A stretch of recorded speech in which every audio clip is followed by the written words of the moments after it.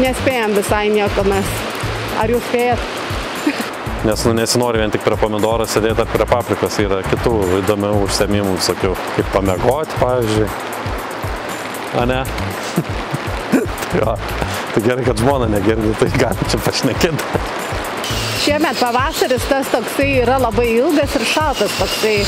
Man tas laikas labai toks įtemptas būna tada, kai jau reikia visus tuos augalus susodinti šiltnamius į laukus. Ir mes jau dabar po truputį pradėjom sodinti į nuolatinės vietas pomidorus, paprikas, baklažanus. Ir šiltnamį išnaudojam tą visą erdvę maksimaliai. Ir kol dar augalai yra maži, dar šalia jų pasiauginam visokių kultūrų. Tai prie pomidorų labai tinka tokios kultūros, kur reikia mažiau saulės jom. Pilotas gerai auga, burokai, bazilikai gerai auga. Pasodintas prie pomidoro bazilikas, pomidorai suteikia geresnį skonį. Pas mus yra 4 šiltnamiai, tai sodindami atskirą kultūrą mes iš tikrųjų atsikreipiam dėmesį į kokie augalai mėgsta tą mikroklimatą. Tai pavyzdžiui, grupuojam taip paprikos ir baklažanai, kitose šiltnamiuose vien tik pomidorai. Šiais metais tai auginam bulves dar šiltnami, avantiūra tokia. Tai jos, nežinau, tokios dabar tos bulves žydėti pradės, bet jau čia bus vieni lapai. Tai kažkaip aš įtar, kad tai nieko gero nebus šitų bulvių.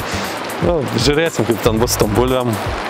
Dar pasodinom ilgas, ten 2 metrų aukščio šparaginės pupelės. Irgi jos šiltnaminės tokios. Tai nežinau, nei kaip jas auginti, nei ką ten daryti su jom. Bet kažkaip tai auginsim. Nieką nežinom, nieką nemokam, bet svarbiausia reikia eiti ir daryti. Ir viskas gaunasi. Tai išsigręžiojam skylės. Pas mus pomidorai yra skiepyti, tai ten jokių guldymų nereikia, nes šaknis yra laukinio pomidoro, jinai labai galinga ir paguldai, ten kad ilgesnė būtų, tai nieko to daryti nereikia, reikia jį paprasčiausiai sodinti ir viskas. Tai pomidorus tada sodinamės į vieną eilę, nes tada lengviau prižiūrėti ir plus gali papildomai įsodinti kažką kitą.